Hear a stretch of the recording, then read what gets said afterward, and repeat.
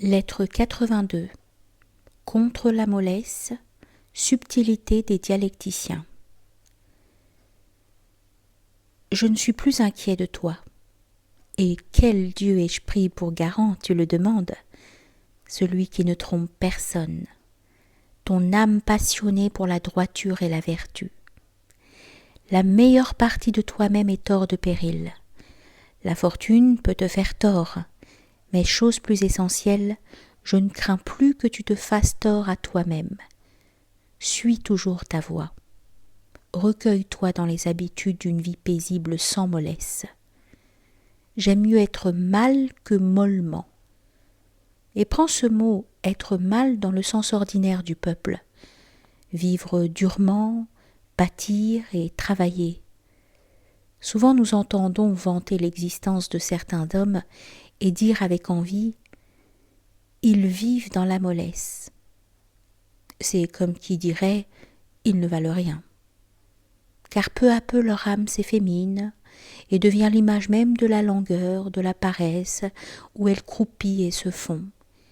Et pour l'homme de cœur, s'endurcir à la peine, ne vaut-il pas mieux? Et puis l'efféminé craint de mourir quand sa vie s'est fait une mort. Il y a loin du vrai loisir à l'immobilité de la tombe. Quoi donc? Ne vaut-il pas mieux rester immobile que d'être emporté par le tourbillon de tant de futiles devoirs? Ce sont deux choses qui tuent également que les convulsions et le marasme. Et je pense, un cadavre est aussi peu vivant sur un lit de parfum que sous le croc du bourreau. Le loisir sans les lettres est une mort. C'est l'homme tout vif dans la sépulture. De quoi alors peut servir la retraite? Nos causes d'anxiété ne nous suivent-elles pas au-delà des mers? Dans quel antre assez reculé ne pénétreront point les terreurs de la mort? Comment fortifier et bâtir assez haut la paix de notre existence pour que la douleur n'y porte point l'alarme? N'importe où tu te cacheras, les misères humaines t'assiégeront de leurs menaces. Combien au dehors, rôdant autour de nous, méditent une surprise ou l'assaut, et au dedans, en pleine solitude, que de rébellion. Que la philosophie nous enveloppe de son rempart inexpugnable. Le sort dût-il l'attaquer de ses 1000 machines, n'y fera point brèche. Elle est retranchée dans un poste invincible, l'âme qui a rompu avec l'extérieur. Ce fort qu'elle s'est fait, elle sait s'y défendre. Tous les traits portent plus bas. La fortune n'a pas les bras aussi longs qu'on le pense. Elle ne saisit que ceux qui s'attachent à elle. Fuyons donc loin d'elle le plus que nous pourrons, et fuyons vite. Mais nous ne le pourrons que par la connaissance de nous-mêmes et de la nature. Sachons où nous devons aller et d'où nous venons. Ce qui est bien pour l'homme, ce qui est mal. Ce qu'il faut vouloir ou éviter, ce qu'est cette raison qui discerne le désirable de ce qui ne l'est point, qui apprivoise les passions folles, qui émousse les poignantes terreurs. Quelques-uns se vantent d'avoir, même sans la philosophie, réprimé tout cela, mais le moindre accident qui met leur sécurité à l'épreuve leur arrache un tardif désaveu. Tout ce fier langage tombe quand le bourreau leur vient prendre la main, quand la mort les attend tout proches. On pourrait leur dire « Vous braviez à votre aise des maux éloignés. La voici cette douleur que vous disiez supportable. Voici cette mort contre laquelle vous faisiez tant de phrases intrépides. Les fouets résonnent, la glaive étincelle. C'est ici qu'il vous faut un cœur, une âme ferme. Et ce qui donne cette fermeté, c'est de méditer assidûment, d'exercer non point ton langage, mais ton âme, de t'aguerrir contre la mort, sans espérer sur ce point ni encouragement, ni force morale de ceux qui, par des chicanes de mots, tenteront de te persuader que la mort n'est point un mal. Car enfin, sage Lucilius, Moquons-nous un peu de ces inepties grecques dont, à ma grande surprise, je ne suis pas encore bien revenue. Notre Zénon pose ce syllogisme. Aucun mal n'est glorieux, la mort est glorieuse, donc la mort n'est point un mal. Me voilà bien avancée. Délivrée de ma peur, après ce beau mot, je n'hésiterai plus à tendre le coup. Ne saurais-tu parler plus sérieusement, ne pas me donner à rire en face du supplice ? Oui, certes, il me serait difficile de dire quel est le plus extravagant, de se flatter d'étouffer par un tel argument la crainte de la mort, ou de prendre à tâche, comme si c'était la peine, de débrouiller ton sophisme. Car Zénon s'est réfuté lui-même par un syllogisme contraire, tiré de tout ce que nous plaçons la mort parmi les choses indifférentes. Comme s'expriment les Grecs, rien d'indifférent, a-t-il dit, n'est glorieux. La mort est glorieuse, donc elle n'est pas indifférente. Tu vois où va cette surprise de mots. La mort en elle-même n'est pas glorieuse. C'est mourir courageusement qui est glorieux. Et quand il dit « rien d'indifférent n'est glorieux », je l'accorde, sauf à dire aussi « rien de glorieux qui n'est pour élément des choses indifférentes ». Je comprends comme tel, c'est-à-dire comme n'étant ni bien ni des maux, la maladie, la douleur, la pauvreté, l'exil, la mort. Aucune de ces choses n'est essentiellement glorieuse. Et pourtant, ne l'est sans elle. Rien, pourtant, ne l'est sans elle, car on loue non la pauvreté, mais l'homme qu'elle n'humilie ni ne fait plier, car on loue non l'exil, mais l'homme qu'il ne contriste pas, car on loue non la douleur, mais l'homme qui ne lui cède rien. On n'a jamais loué la mort. On loue celui à qui la mort a plutôt fait d'enlever l'existence que de troubler le cœur. Toutes ces choses n'ont en elles rien d'honnête ni de glorieux, mais quelle que soit celle où la vertu intervienne et mette la main, elle la fait honorable et glorieuse. Neutres par leur nature, elles se modifient selon que le vice ou la vertu y appliquent leur empreinte. Cette même mort, si belle chez Caton, est chez Brutus ignoble et déshonorante. Je parle de ce Brutus qui, condamné à périr et cherchant des délais, se retira à l'écart pour satisfaire un besoin naturel, et comme on l'appelait au supplice, répondit à l'ordre de présenter sa tête. « Je la présenterai, si à ce prix on me laissait vivre. » Quelle démence de vouloir fuir quand reculer est impossible. Si à ce prix on me laissait vivre, peu s'en fallut qu'il n'ajoutât, même sous Antoine, « Ô homme digne d'être livré à l'existence !» Au reste, comme je viens de le dire, la mort en elle-même, tu le vois, n'est ni un mal ni un bien. Caton en a tiré le parti le plus honorable, Brutus le plus honteux. Les choses qui ont le moins d'éclat en reçoivent de l'alliance de la vertu. Nous disons qu'une chambre est claire, bien que la nuit, elle soit fort obscure. C'est le jour qui lui verse sa clarté, la nuit la lui ôte. Telles sont les choses que nous appelons indifférentes ou neutres.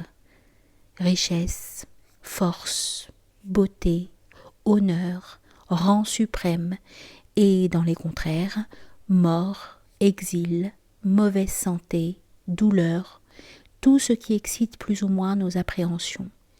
Tout cela reçoit du vice ou de la vertu le nom de bien ou de mal. Une masse métallique n'est par elle-même ni chaude ni froide. Jetée dans la fournaise, elle s'embrase, plongée dans l'eau, elle se refroidit. La mort ne devient honorable que par ce qui est honnête, à savoir la vertu et le mépris de l'extérieur. Il y a aussi, Lucilius, dans tout ce que nous appelons neutre, de grandes distinctions à faire, car la mort n'est pas indifférente dans le même sens qu'il l'est que tes cheveux soient coupés également ou non. La mort est de ces choses qui, sans être des mots, en ont toutefois l'apparence. Il y a dans l'homme un amour de soi, un instinct inné de conservation et de durée qui répugne à la dissolution de son être, parce qu'elle semble lui enlever une foule de biens et l'arracher à cette abondance à laquelle il s'est accoutumé. Voici encore pourquoi la mort nous effarouche. Ce monde où nous sommes, nous le connaissons, mais où l'on passe au sortir de là, nous l'ignorons. Que sera-ce ? L'inconnu fait peur. Et puis l'horreur naturelle des ténèbres où l'on se figure que le trépas nous plonge, tout cela fait que la mort, quoique dans le fond indifférente, n'est pas toutefois de ces accidents qu'on méprise facilement. Il faut de longs efforts pour y aguerrir l'âme, pour qu'elle en soutienne la vue et les approches. La mort est plus à dédaigner qu'on ne le fait d'ordinaire. Oui, on la juge trop sûre, oui dire, trop de beaux esprits en ont à l'envi exagéré l'affreux tableau. On en a fait une prison souterraine, une région ensevelie dans une nuit perpétuelle où de son antre sanglant, couché sur des eaux à demi rongées, le monstrueux gardien de ces demeures sombres, par d'éternels abois, glace les pâles ombres. Mais nous eût-on persuadé que tout cela n'est que fable, et que les morts n'ont plus à s'épouvanter de rien, une autre crainte vient nous saisir. L'homme n'a pas moins peur de n'être nulle part que d'être chez les mânes. Ayant à combattre ces chimères dont l'offusque un préjugé invétéré, comment la mort soufferte avec courage ne lui serait-elle pas glorieuse, comme l'un des actes les plus grands de l'humanité ? L'homme ne s'élèvera jamais à la vertu s'il pense que la mort est un mal. Il s'y élèvera s'il la juge indifférente. Il n'est pas dans la nature que l'on se dévoue de grand cœur à ce qu'on croit un mal. On s'y portera lentement et avec hésitation. Aurait-il rien de glorieux dans ce qu'on fait de mauvais gré en marchandant ? La vertu ne fait rien par contrainte. Ajoutons que rien d'honnête ne s'accomplit si l'âme ne s'y consacre et n'y intervient tout entière, si quelqu'une de ses facultés y répugne. Mais qu'on se résigne à un mal par crainte de plus grands maux, ou dans l'espérance de biens tels que leur conquête, vaille bien un seul mal à souffrir et à dévorer. Il y a dissidence entre les sentiments qui font agir. L'un commande de mener à fin l'entreprise, l'autre nous entraîne en arrière et veut fuir l'objet suspect et dangereux. Deux tendances contraires nous partagent, et dès lors plus de gloire. Car la vertu exécute sans arrière-pensée ce qu'elle a résolu. Elle ne s'effraie point de ses actes. Sans céder au malheur, marche avec plus d'audace où le sort te permet. Marcheras-tu avec plus d'audace si tu crois au malheur ? Bannis cette croyance de ton âme. Autrement tu hésites. Ton élan est arrêté par la méfiance. Tu es poussé de force où tu devrais te précipiter. Nos stoïciens veulent qu'on tienne pour juste l'argumentation de Zénon, pour insidieuse et fausse celle qu'on y oppose. Moi je ne ramène point la question aux lois de la dialectique, ni à ces nœuds que tresse l'art le plus insipide.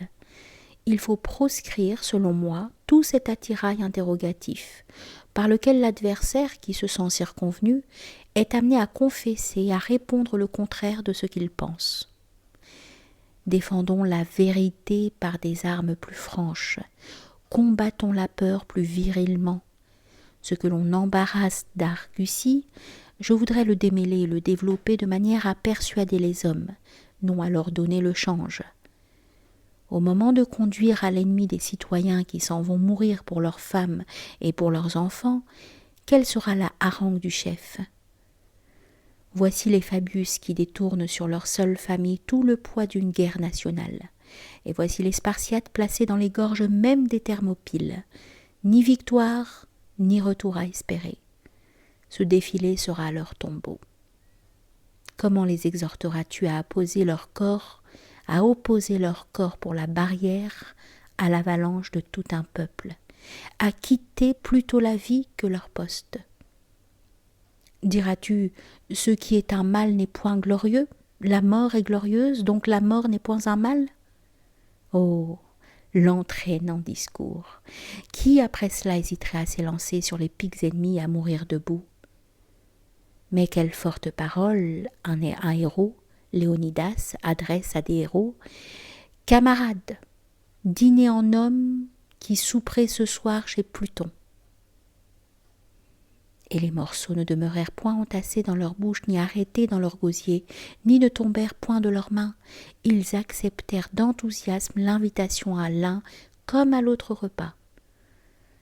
Sitrège, ce général romain qui, en voyant une poignée d'hommes s'emparer d'une position où il ne pouvait arriver qu'à travers d'épais bataillons ennemis, leur tint ce langage: « Camarades, il faut aller là, mais il ne faut pas revenir. » Vois combien le courage est simple et bref dans ses commandements. Mais vous, capiteux raisonneurs, de quel mortel sauriez-vous relever le moral, exalter l'énergie? Vous brisez l'âme humaine qu'on ne doit jamais moins rétrécir, ni emprisonner dans l'épineux et subtil sophisme, que lorsqu'il faut la pousser aux grandes choses, ce n'est pas à 300 guerriers seulement, c'est à tous les mortels qu'il s'agit d'ôter la crainte de la mort. Comment leur enseignes-tu qu'elle n'est point un mal? Ces préjugés vieillis avec nous, succès dès l'enfance, comment viendras-tu à bout? De quel secours t'appuyer? Que dire à l'humaine faiblesse?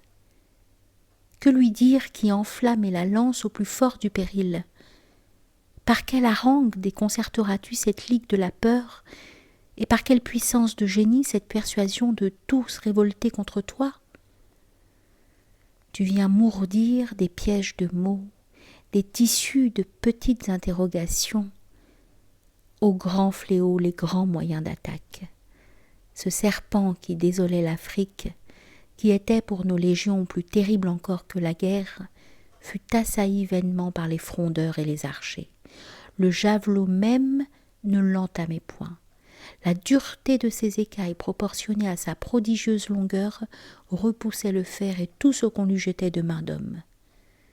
Il fallut des roches entières pour l'écraser. Et toi, tu n'as contre la mort que des dards de si mince portée? Une haleine pour affronter un lion? Elles sont raffinées, tes paroles. Rien l'est-il plus qu'une barbe d'épis? Il est des armes que leur subtilité même rend inutile et impuissante.